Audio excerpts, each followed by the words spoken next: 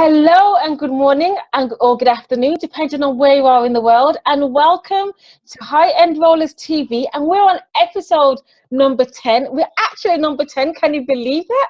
And we've got a very, very special guest with us today, who is Colin Gray.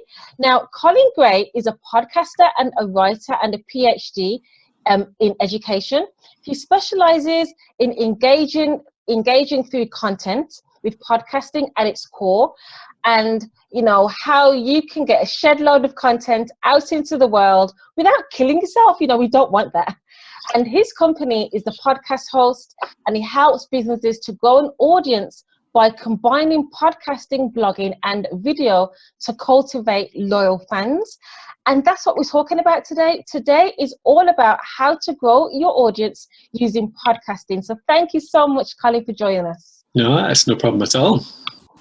Thank you. So can you just give us a short background, really, of how you started into podcasting and why did you choose this as a way to build audiences? Yeah, no problem. I mean, I got into podcasting in a slightly roundabout way. I started out as a web designer back in the day. So back in about 2004, 2005, I was creating websites for businesses. And I tried to do that straight out of uni, basically. So I was trying to be a freelancer. I was trying to run my own business without too much experience, without many contacts. And it was tough, really. It was really hard to find clients. Didn't have the experience, didn't know the people that would, get you in certain businesses. So I ended up teaching a bit of web design. So I got that as a side job to keep myself going at the time. So I ended up in a college teaching how to do websites. And it took me towards, I ended up teaching technology. So I taught people how to teach better using websites, using wikis, blogs, all that kind of stuff. So I ended up being a learning technologist at university. And of course, one of the fancy learning technologies back in 2006, 2007 was podcasting. So despite the fact that I got in there through my, my web dev, my graphic design sort of skills background, I ended up teaching more audio because it turned out that that's what I enjoyed, really. I started to learn about podcasting myself so that I could teach others how to do it.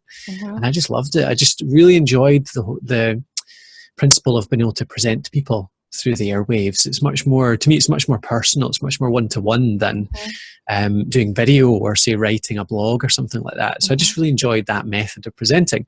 And I did it through university. I taught a bunch of lecturers. I started to write a website, which is now the Podcast Host, which I run, really writing about my experience. And that's what took me into working with businesses on it as well, teaching them how to use it as a marketing method. So these days, I still work with some universities, work mostly with businesses, quite a lot of hobbyists, just really helping anyone to use this wonderful medium we call podcasting to either entertain, to inspire, or to market your own business.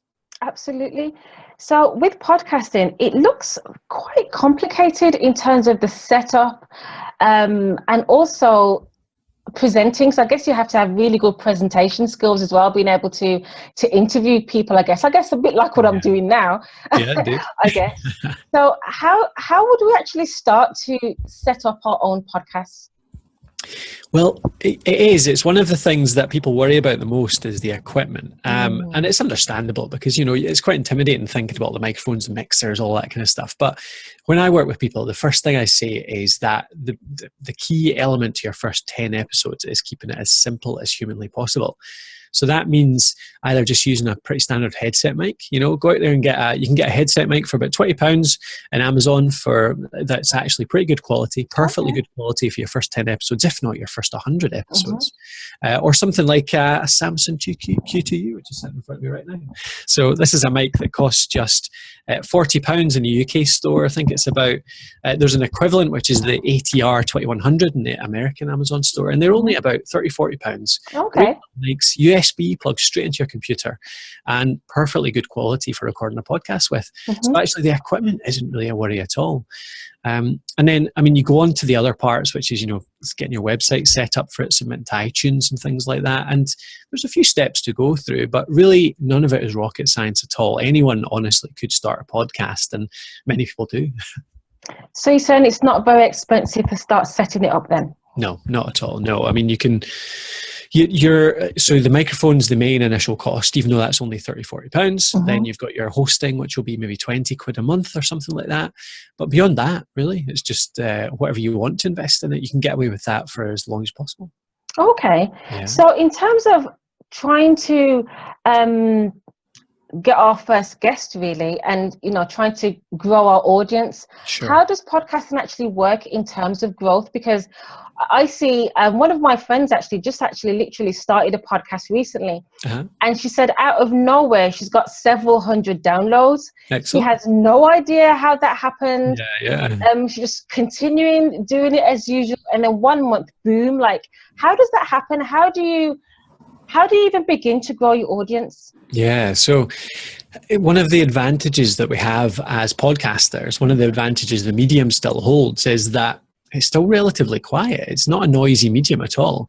I don't know the exact stats right now, but the last time I looked, it was something like there's about 500,000 podcasts on iTunes, which is a good number. But when you divide that up amongst all the different niches that we work in, it means that you've not got that much competition. When you compare that especially to, hundreds of millions of blogs out there, hundreds of millions of YouTube videos, there's so much more noise, especially in the written world, definitely in the video world now as well, that it's really hard to get found on either YouTube or just as a blog. But on iTunes, you can, if you're, not every niche is like this. I mean, some niches are pretty busy, so you maybe don't want to start an entrepreneur podcast, for example, and expect to be found straight away. Yeah. But if you're in a niche that's a little bit less crowded, take, for example, mountain biking. That's what I always talk about. It's a show that I do as well, my passion outside of work. That niche, I started a mountain biking podcast about 3 years ago or so, and there was nobody else doing it, literally nobody else. And even now, there's still only 2 or 3 other shows out there competing with me. Wow. So anyone that goes to iTunes right now and types in mountain biking, which is it's a pretty big target audience there, will find my show, at least in the top 3. So there's still plenty of opportunity out there to get in early in podcasting. Even though it's growing rapidly right now, there's still plenty of room. So that's probably how she found her initial few hundred listeners. And that's brilliant. If you get that first few hundred, and that's such a massive building block. You've got those people that can become fans and then share you for you. And there's tons of other stuff you can do as well. But I mean, that's a great starting point. I listened to a podcast about knitting. There's so many different types of subjects you can do on podcasting. Yeah. So how do we market your podcast, and how do you get it out there into the big wide world so that people can actually download your podcasts? Yeah, sure. The thing, I mean, so a lot of people think that as soon as you've submitted to iTunes, that's your job done. And to some extent, they're right. To a little, not really, but to some extent they're right, because it is the biggest directory out there for podcasting by a long shot. The vast majority of your traffic will come from iTunes because you'll be found in there. But that's if you're clever. So if you're clever with your keywords, your targeting, your messaging, you have to be really down with exactly how you can be found. So take the mountain biking one example again. That's pretty obvious. I want to be found for the term mountain biking. So I want to make sure that is in the title of the podcast. It works similar to Google. You want those keywords in there. So you will be found in iTunes as long as you're intelligent about how you list it, how you title it, how you describe it. But it's not really enough, because iTunes, the other side of the podcasting is quiet side of the coin. That's an advantage for us, but it's also a disadvantage because far less people are searching on iTunes, because the podcast audience is way smaller than the video audience or the blog audience. I mean, loads of people, if you look at all of the web browsers, 100% obviously look at written content, because that's basically the basis of the web. You're probably talking about 90+% watch videos on YouTube. But last stats I saw was that it's around the 20 to 25% mark listen to podcasts on a regular basis. Okay. Still only a quarter of people will listen on a regular basis. So that existing audience is actually quite small. So what we want to do really is tie in other content. That's the best way to be found as a podcast. Well, it's not the best way, but it's a much wider way to be found. So that's why I always put really good show notes in, for example. You want to have written content that goes alongside every single episode. Then you can be found by written search at the same time. I also tend to do little video promos. So I'll do a couple of little YouTube videos from a podcast episode, stick them on YouTube and have them as little promos. So it's about tying in all the other mediums as well, so that they are assisting your podcast and getting found. You'll get found via the iTunes store, but again, it's small, so you want to look wider. You want to look at text, you want to look at video, and all those different ways. And I mean, if you tie all that together and you repurpose it, so you're recording your podcast, you're taking the extra content from there, then it's quite possible to do it in a reasonable time frame as well, and it's something that's worked really well for us. And wouldn't you find that you can repurpose a lot of that content as well? Because, you know, as entrepreneurs, we know we're so busy. There's so much to do. There's marketing, there's blogging, there's videos, podcasting, all of this. There's tweeting, you know, creating the little social media memes. So is it possible then to take some content out of the podcast, to turn it into a video?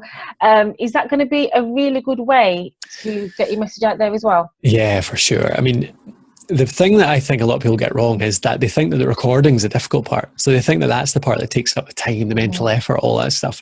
For me, it's coming up with the content idea is the difficult part. It's thinking about what you're going to talk about. It's about it's the time spent on creating that little plan that turns into the content, a little plan that makes engaging content. Because anyone can talk for half an hour, but to make something that's engaging, informative, motivational, inspiring, all those things, you need to have a decent little plan. You need to know what you're going to talk through, and you need to have an idea of how you're going to go through it and how you're going to draw people through from start to end and teach them something, basically.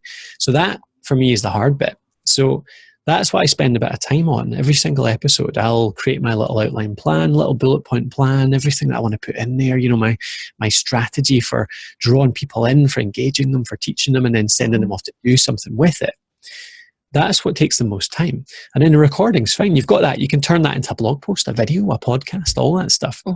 You could do it separately, but what I tend to do these days is actually try and do it all at once. So I'll record via video. So I'll record like this. I'll actually record one episode, which is, 20, 30 minutes possibly. Do it this way. But I'll record it in a structure that is something along the lines of maybe an introduction and then a bit of theory. So that's actually, the detail of the episode.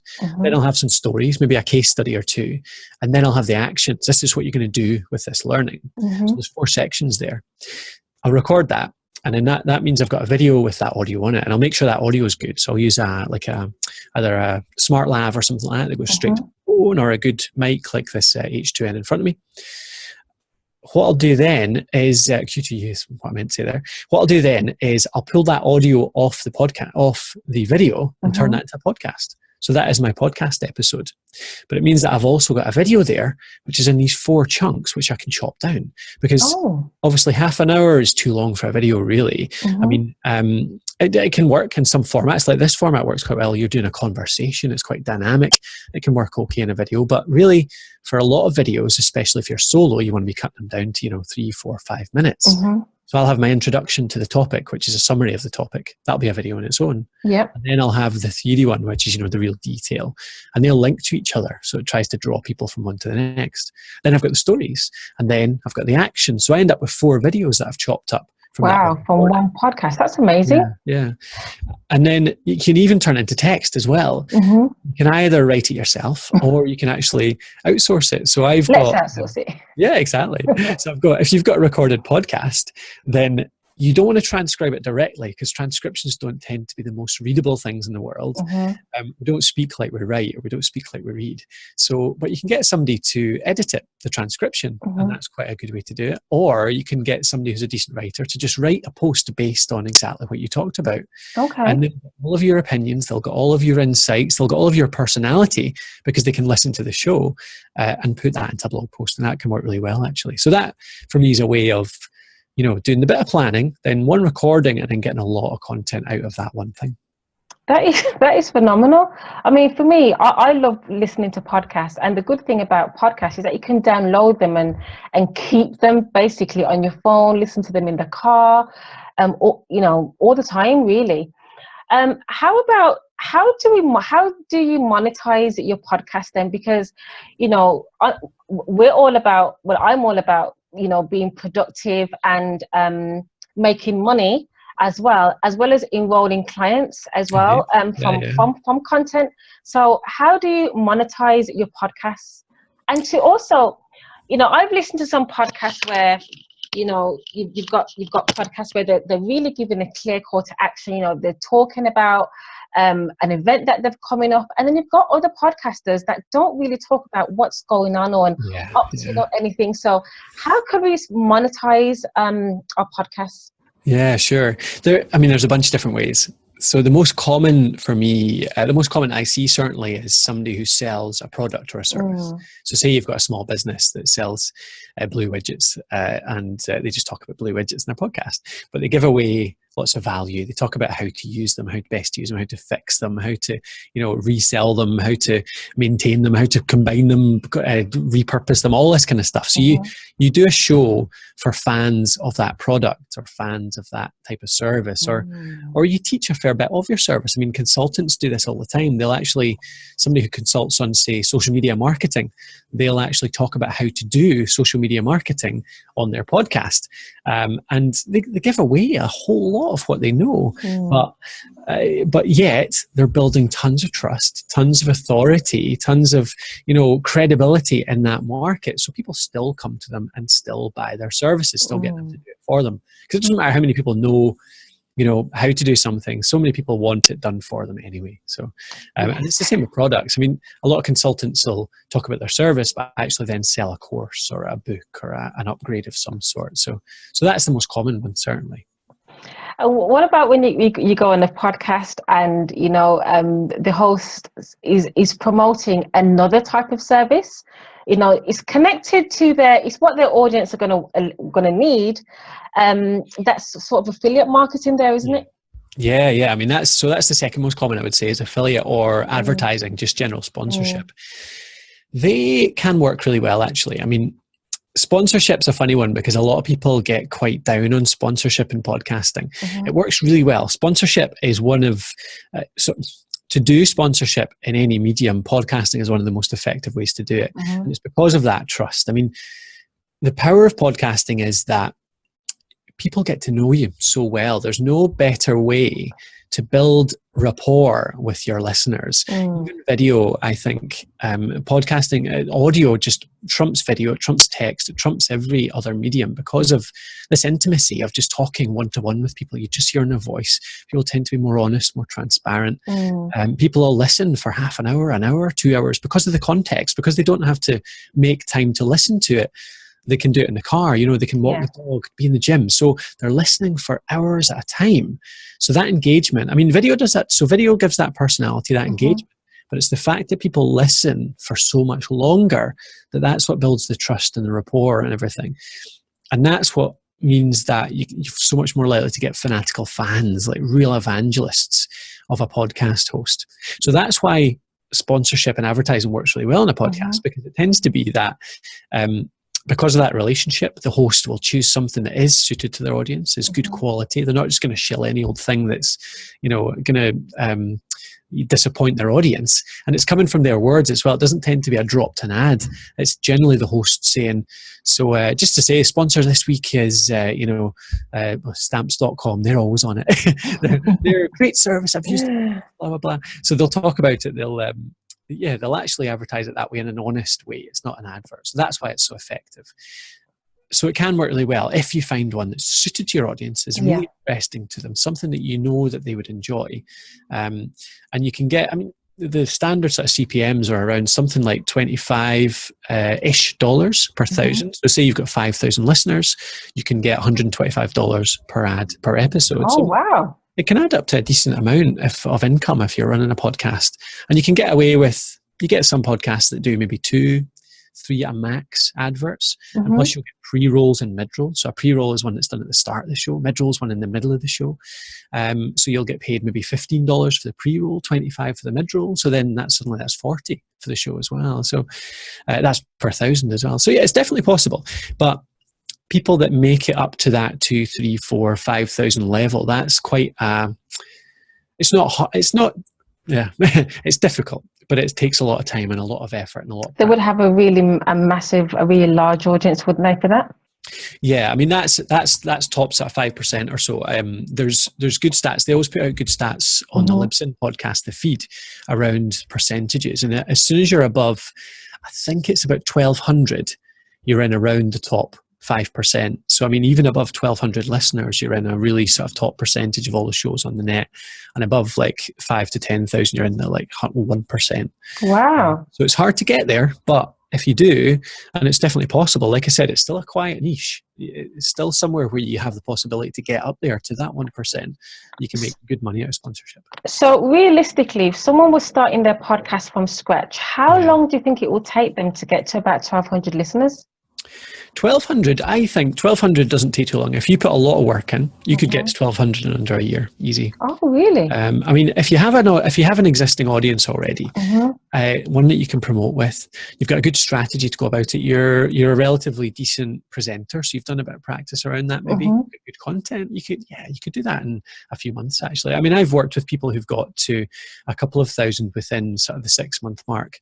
And I've worked with other people who've got there faster as well. I mean, to give you an example, a mountain biking show that I was talking about, I launched that and I got to about 2,000 listeners within 6 months with that one, with not much work, because it was such a quiet niche, because it was just nobody doing it, and because it's quite a big target audience. So it's a lot about the target audience. It's a lot about the area you're in, how you go about it, obviously. But yeah, it's you can do that. It's a long-term game, but yeah, you can do it in sort of 6 months to a year, into the thousands, certainly. So in online marketing, we all know it's important to build an emailing list. So what would you say? Is it, yes, you've got all these listeners, but isn't it then important to get them onto your mailing list? Yeah, I mean, so the podcast, the conversion from podcast listener to customer or subscriber is always a tricky one. So that's where we have a bit of a disadvantage. Yeah. When you've got people watching a video, they're at the computer, so they're ready and willing to click something, a link from their YouTube video or, in the description or whatever. But people listening to a podcast are often driving a car, or that's so true, walking along the street or something. They're doing something. It's much less likely that you can convince them to pull out their phone. Well, sometimes they can't even pull out the phone. If they're in the car, they shouldn't be pulling out the phone. But even if they're walking along the street or in the gym, it's a hard job to get them to pull out their phone and do something, or get them to remember to do it next time they're at the computer. So that's about really giving them real incentives. It's about saying, if you've enjoyed this episode, I've got a checklist that you can follow to do this process. Go to myurl.com/something short and memorable, and really making it really easy, encouraging them with a bit of reward to go and do it. But because of the fact that you can build that loyalty, that authority, people will listen for 10, 15, 20, 100 episodes down the line. They will come to your website at some point, because you'll keep talking about what you do, you'll keep talking about the resources you offer, and because it builds that loyalty, you can get them onto your website. It's just that it's harder to do it in an immediate sense than it is with some other mediums. And also because you'll tend to, when you find a podcast that you really love, like I have done, you'll binge listen to every single episode. And what I always speak to my clients about is that, you've got to really dominate your market. You've got to be really, really visible. And, in terms of really creating your personal brand, to really let people know who you are and that you're available to work with. And the good thing about podcasting is that because your audience is in their ear, like all the time, you're actually branding their minds with your message. So what's happening is that, as you said, they start to believe you, they start to trust you, and they also start to realize how much they need your services as well. So when they've got that problem, they're going to think, oh, isn't that what so-and-so was speaking about on that podcast? Absolutely, yeah. Yeah, totally. I mean, you don't necessarily need them to go and do that thing straight away, do you? It's just being front of mind when they need you. Absolutely, yes. So, and that is that podcasting is brilliant then for enrolling clients then in that way as well.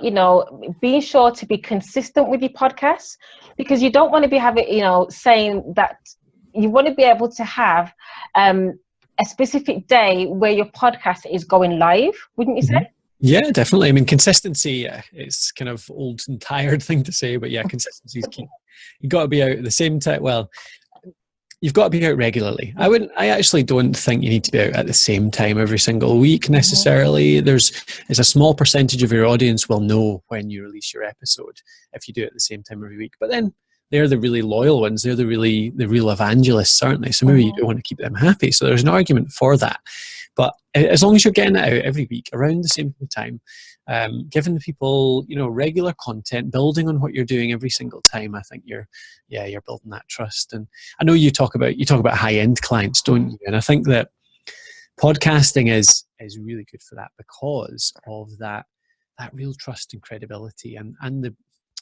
I mean, with that type of client, the sticking point's the price, isn't it? You're charging a really high-end price, so that they need to really know you're going to deliver on what you're charging. You need to know that you are the trustworthy, the authority person in that niche. And there's no better way, I think, no better medium, I've already said, than podcasting to help people to get to know you, to trust you, to build your authority and find your credibility in that niche as well. So I think it's ideal for that kind of area. So how many times do you think that we should be podcasting a week? I think, it depends on schedule. So if you can put out a couple of times a week, then brilliant. But then again, once a week, there's many podcasts out there that have, tens of thousands of listeners that come out once a week. It's a schedule that's worked great for all sorts of mediums forever. I mean, TV programs come out once a week. It's a schedule that we're used to. So people that do more often, that do twice a week podcasts, I've not seen any evidence that they get better a lot quicker. There's other advantages. So for example, podcasts that come out every day, for example, there's a few good examples out there that have done really well. They probably did build a bit of traction through that once a day release schedule. But I know from a lot of experience, a lot of data that I've collected, that a good few listeners don't enjoy that frequency because they can't keep up. There's a lot of listeners can't listen to, a half-hour show every single day. They just don't have the time to fit that into their lives. They enjoy just once a week and be able to listen to a variety of shows as opposed to just the one. So there's arguments for and against them, I think. And I mean, if you're making all your money through sponsorship, again, maybe there's an argument for more often because then you can charge more often per month. Yeah. But if you're just selling a service, you're just trying to build your authority, you want to keep it sustainable so that you can do your other work alongside it. Better to do a once a week, great quality podcast than twice a week that kind of fizzles out or dips and doesn't live up to every single time just because you're rushing to get it out. And I've noticed that there's some podcasts that have seasons, like a summer season, a spring season, a winter season, and they tend to have breaks in between, don't they? Yeah, definitely. I mean, this is my kind of pet subject. I always talk about the seasons. That's what I've talked about at a few different conferences lately. I got it from you, actually. Yeah. There's a ton of advantages to it. One of the big ones is that thinking like a teacher, thinking about trying to help your audience, you want to help them to learn to succeed. Not only to help them, but it helps you because that's what turns them into loyal listeners. If they succeed, if they learn, if they get a lot out of your show, that's when they keep coming back and build more trust in what you do. So that's what you want them to do. And if you think about it, can you imagine going to like a university course and you turn up the first day to learn physics and they suddenly chuck in like a fourth year level course with basic maths with then a quantum mechanics and a astrophysics, like mixing up all the subjects, all the levels. You just wouldn't make any sense. But that's what podcasts tend to do. They'll talk about different thing every single week. They'll talk about different levels, beginners to advanced, intermediate to beginner, every single week. It doesn't lend itself to helping your listeners to learn, to succeed, to develop themselves. But if you do a season, you can think about a subject. You can plan out that subject. You can teach it almost like a course from first episode to 15th episode, however long you want to make your season. So there's a big advantage for your listeners, but there's a bunch of other advantages for you too. There's the kind of the hook. So you get people to listen all the way through. There's a much more bigger incentive for people to come back every episode because you're building on it. You're telling a narrative through this entire season. It's building up on itself and it's teaching something new every time. You've also got the fact you're working towards a break. There's a lot of people fizzle out in podcasting because it becomes a bit of a treadmill. You end up putting out an episode every week, even though you lose a bit of motivation one week. You can't think of a subject. You've got to come up with a new idea every single time. But a season lets you plan it up ahead. So you're getting around that planning issue to start with, because you're planning 15 episodes all at once. So you know you don't have to come up with a new thing every week. You know you're working towards the end of the season. So that's motivation. You've got this target you're going for. You know you've got a break maybe of 4 weeks at the end to refresh, to take a wee break, to plan the next season, to take feedback, to improve your show from your listeners. And then you end up with this big, chunky, authoritative, evergreen resource at the end as well. Yes. You've got this 10 to 15 episodes that teaches an entire subject that you could turn into an audiobook, turn into an ebook. You could use as a basis for a full course. You know, add a few videos, add some assignments, add things like that, and you've got a sellable course. Or it's just a lead magnet. It's something massive that you can direct people to that just shows that you are the guy or girl in your area. It creates these things that are so much more valuable than individual episodes. That is awesome.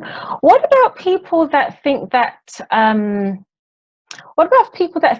introverts? They feel that they're not very confident in terms of trying to ask for guests, because that can be quite daunting, can't it? Sending an email, hi, you don't know who I am, but can you come on my show? Like, how do we get around that? What is the best way to approach influencers to come on your show? Well, it's funny you say that, actually, because that's one of the big benefits of podcasting for me, because I'm definitely an introvert by nature. It doesn't come naturally to me getting up on a stage or speaking on a mic or whatever. I've kind of learned to do this. It's one of the reasons I loved podcasting when I first got into it, because I was always terrified about getting up and speaking, getting up in front of a crowd, speaking in front of people. And this kind of let me give my message, deliver my message, speak to people without feeling too intimidated, because there's nobody in front of you. It's just a microphone and yourself, and you can feel like you're speaking to just one person, I'm fine at that.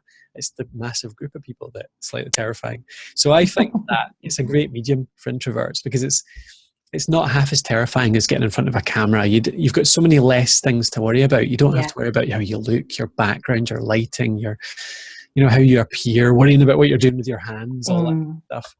You just speak to the mic and you can be much more honest and transparent. So it's great from that point of view. And yeah, from the interviews point of view as well, meeting people.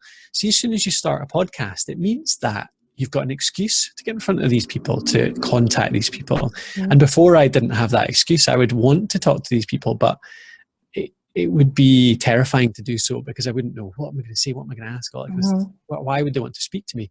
But now I've got a range of shows that I can just phone somebody up and say, hey, I do a podcast. Do you fancy coming on and chatting to me? And then I've got a purpose for it. And they've got a win out of it as well, because they get some more exposure. So less nervous about taking up the time or whatever. So it's a way of getting to know people, because it ends up that one-to-one conversation, and you do get to know them. You get the excuse to ask them quite deep, quite sometimes awkward questions if you want. So it's a great excuse to do that, and it lets you get to know people that it's certainly let me get to know people that I wouldn't have got to know otherwise. So yeah, another reason. One thing I love about podcasts as well, because I've been interviewed on several podcasts, and you're really right. For some reason, it's so much more easier for the podcaster to be asking really intimate and questions about you, about your business, that you wouldn't normally share on video. But for some reason, it seems so much more comfortable on a podcast. It's really strange why that works. Yeah. It just feels more private. It does. I don't know why. It's part of the reason why I think people feel like they get to know you better. It's why, even though I think video is a really engaging medium, I just feel like podcasting is more so. It's just more intimate, more personal for some reason. I don't know why. I can't explain why. Yeah. It works. I mean, from interviews that I've done on podcasts, I've actually had people that have found my group on Facebook. They've friended me on Facebook. So it is a brilliant way to grow your audience and to get fans really, really quickly. So share with us just briefly, how can you help? I know that you help people just starting out in podcasting, and you also help people who are experienced but want to take them to another level. So share with us briefly how you help, and then how we can actually contact you as well. Yeah, sure. I mean, the work we do is in two places, I suppose. From my education experience, I ended up creating a whole range of courses around podcasting. So we've got a set of courses, one of which is called Podcast Liberation. It's designed to help anyone to design a really engaging podcast, figure out really what they want to do, how to record it, so the equipment, the software, all the editing, all that kind of stuff, right through to marketing it as well. So getting your show notes, your cover art together, your music, putting it onto iTunes, and then the first sort of few months of promotion as well. So that's our kind of flagship course, I suppose, the one that gets everyone started. Then we've got ones on editing as well, on interview skills, on how to set up a website, that kind of stuff. So the courses are always the first stop, and they're just, can come to our website and buy them as one-off purchases. But the other thing we do with people is we mentor and we produce for them as well. So we have kind of ongoing relationships with some clients whereby we produce the shows for them. So they'll record the raw audio and then send it to us, and we'll do all the technical bits. So oh God, that just sounds like heaven. Yeah, like the process and the editing, EQ, level, and all that kind of stuff. Oh yes. And work with them as well on like how to grow your show, like strategies this month for trying to gain a few more listeners, all that kind of stuff, how to monetize it, that kind of thing. So yeah, I do both of those, and it's really enjoy it. I love the work. It's great. We've got a few guys here as well. I've got a good team under me, so all good. You can find the stuff we do at thepodcasthost.com. That's the website. And you'll see navigation at the top that has courses and services, and you can find them all from there. I'm absolutely going to put the link below. Thank you. Thank you so much for that, Colin. That's been such value. Thank you so much for that. I'm just going to ask you one question, and that question is, are you ready to roll? Indeed. Good. So this is this time where I'm going to be asking you just quick questions until it's the first thing that pops up, okay? Yeah, sure. So what is your favourite book? I love the E-Myth Revisited by Michael Gerber, because it teaches you how to create a business that is self-sustaining, doesn't just rely on you, and it tells it through a story as well. That's the most important thing. It's a really nice story you go through. That's my favourite book as well. Excellent. What would you say is your weakness as an entrepreneur? I think going back to the introversion thing, I suppose shyness actually, I think, is my weakness. There's a lot of events I go to where a lot of the purpose is to meet people, to get to know people, make connections, all that kind of stuff, or getting out there and getting more interviews and getting more sales, all that kind of stuff. And I'm not very good at putting myself forward in a lot of cases. I have to force myself to do it. So something I'm aware of though, and I can get around it if I force myself, but certainly not something that comes naturally. What events have you spoken at? I've spoken at New Media Europe, UK Pods, Content Marketing Academy, Podcast Movement, a bunch of academic events back when I worked in universities. I'm going to ProBlogger next month, so speaking at ProBlogger. Wow. Where else? There was one in Europe. What was it called again? Online Educa. There was one in Berlin. Yeah, a few different ones now. It's good. Yeah, I love doing it. It's good fun.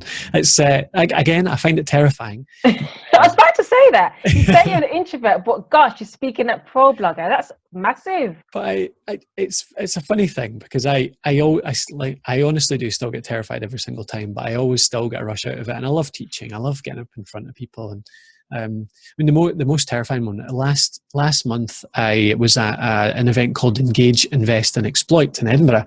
And it's kind of an investment type thing. So you have to pitch 60-second pitch, where I had to pitch my business looking for funding for projects we're working on. And about nearly 1,000 people, about 700-800 folk. And that was just the biggest crowd I've ever seen in front of me in my life. Wow. Yeah. So I was quite glad that there was a lot of lights shining on my face. So you couldn't see anyone. But that was an adrenaline rush, certainly. Wow. I came off the stage quite buzzing after that. So can you share with us one of your best words of wisdom? I think probably it's probably from like one of my favorite quotes as well, is around it came up back to me after listening to Jocko Williams on Tim Ferriss' podcast. Now, it goes back to Aristotle, I think, which is through discipline comes freedom. It cuts through my kind of creative crap, which is that I kind of, as a creative, I love to be flexible and have room for creativity and all that. So in the past, I've always shied away from having schedules and, a lot of discipline and really making myself get up at a certain time of the day and all that. I would tend to think, well, the benefit of working for myself is I can get up whenever I want. I can work whenever I want. I can do whatever I want at any time. But it's rubbish, because it just doesn't. it doesn't lend itself to helping you achieve what you want to do. That's And I very think true. when I have a schedule, when I'm working through a schedule, when I'm working to certain disciplines and certain times of the day, it makes me much more free to do the really creative stuff. So I don't have to worry about what I need to be doing next. I just look at my schedule, tells me what to do next, and then I can be extra creative inside that task because it's sort of saving so much brain power for that. Brilliant. Thank you so much for today, Colin. That was amazing. And we've given us so much value and so much to think about in terms of, we need to start podcasting.